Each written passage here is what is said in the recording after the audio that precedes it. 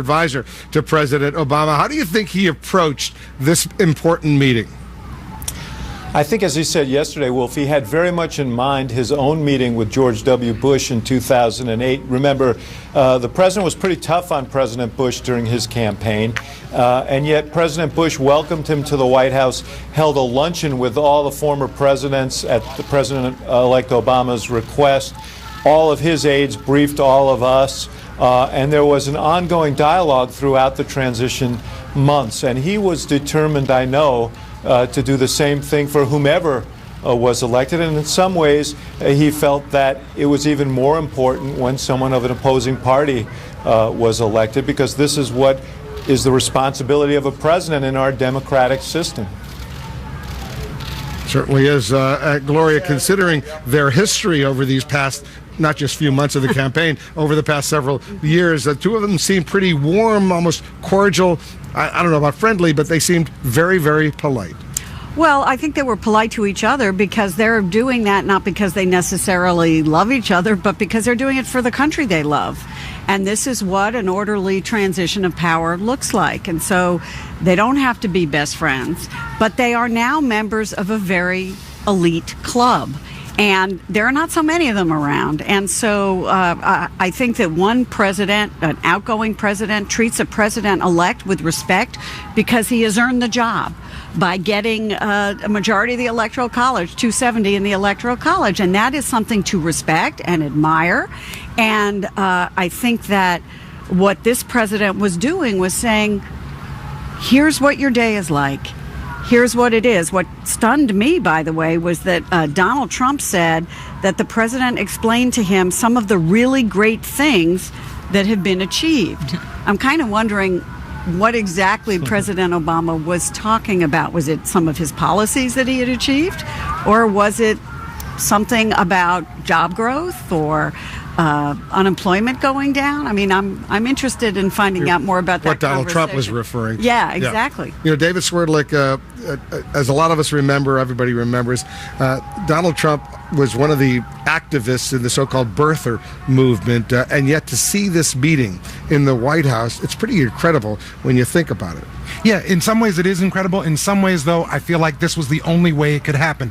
In 2011, when Trump emerged at the leadership of the birther movement, if he had, as he had sort of flirted with at that time, run against President Obama, I actually think he would have been eviscerated. President Obama, at least up to this point, has superior political skills. So this was the moment when they didn't run against each other that, you know, each was able to be magnanimous. And I think one thing you can say for sure about President Obama is whatever other criticisms people may have, he's never had trouble sort of brushing off personal insult, and I think that's how you get Jim Acosta, you think there could be some more meetings between these two men? You know, I think it's possible. I was talking to a senior White House official earlier today who I asked this person about this notion that Donald Trump would seek President Obama's counsel in the future. This official described it to me as unbelievable that would happen. You know, yes, they were cordial. Yes, they were polite. Yes, they were part of this elite group. But these are two men that don't like each other very much. I mean, let's just be honest about it. And there are people inside this White House right now who are traumatized. They are sickened that Donald Trump is going to be president of the United States. I mean, that is just the reality of it. But they are very determined to carry out this process of a smooth transition. And it was interesting to hear Josh Earnest, the White House press secretary, earlier today.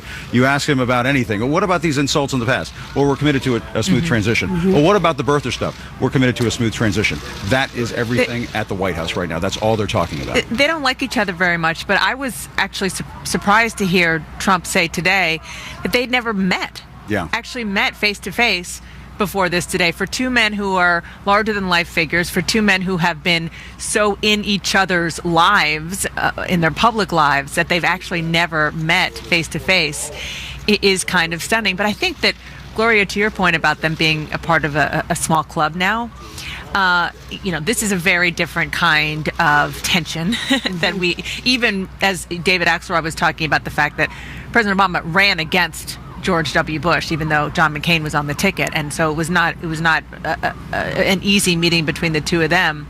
But look at in the past. Maybe I'm being really optimistic here. Bill Clinton and George W. Bush, Bill Clinton and George H.W. Bush.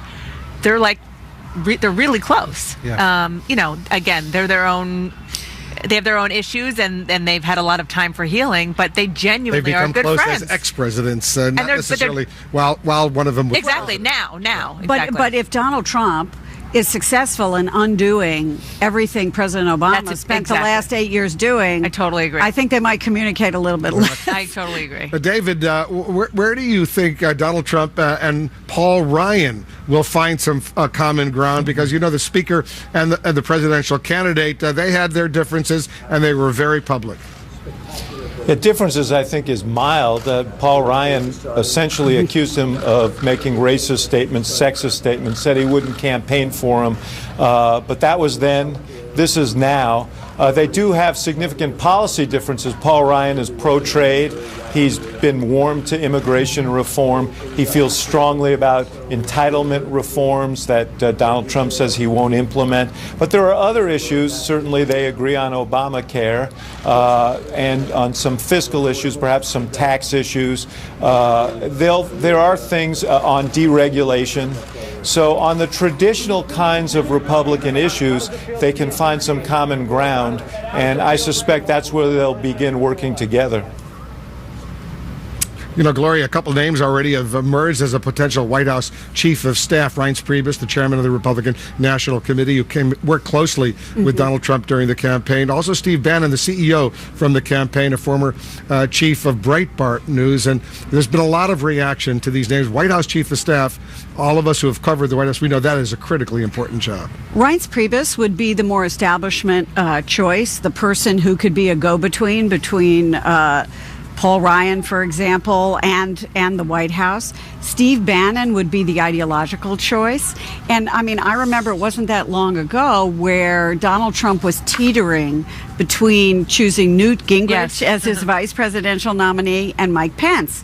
And if you'll recall, his family kind of had to do an intervention at the time and say, no, you're not going to pick Newt Gingrich, you're going to pick Mike Pence. And he ended up going with Pence, and he did not regret it. No, he didn't. So I wonder if that's going on that this choice time, would be right? significant to see which direction Exactly. the president-elect wants to go. It's funny you said that, Gloria, because somebody said to me today, remember, if Donald Trump's plane didn't break down, Mike Pence might not be the vice president. Or they didn't vice tell him it broke president-elect. down. Right, or whatever it is that happened, meaning that there was a little bit of a bait and switch Right. or an intervention, however you put it. Because right now, I'm told that Donald Trump himself really wants Steve Bannon to be his chief of staff. He trusts him. He has just a good bond with him. He also very much likes Reince Priebus, the RNC chair, and they've grown to be close. Priebus has traveled with him a lot. I'm told that there's some people in the family and others who are trying to dissuade Donald Trump from picking Bannon because of the Breitbart, because of the fact that the chief of staff, the role is the critical part of the role is to keep the trains running on time, and that maybe personality-wise, Reince Priebus But Jim is better for Acosta, that we than did Bannon. see Dennis McDonough, the current White House chief of staff, take a little walk around the south lawn of the White House with Jared Kushner, who's the son-in-law of Donald Trump, That's right. Ivanka's husband. And I think that's an indication that Jared Kushner, the son-in-law of Donald Trump, husband of Ivanka, will be a player in this administration. Perhaps not the chief of staff, but play an important role. And we've seen this during the course of the campaign, that family matters to Donald Trump. And he does listen to Ivanka, listens to Jared Kushner. I've heard Kellyanne Conway also mentioned in the conversation about White House chief of staff. I think that would be interesting in terms of Donald Trump's problems with women during this election process. Having a woman chief of staff might send a pretty powerful message across the country. And we should get that word of that fairly soon. That's always one of the early appointments during a transition. Everybody stand by just to have the long history of antagonism between President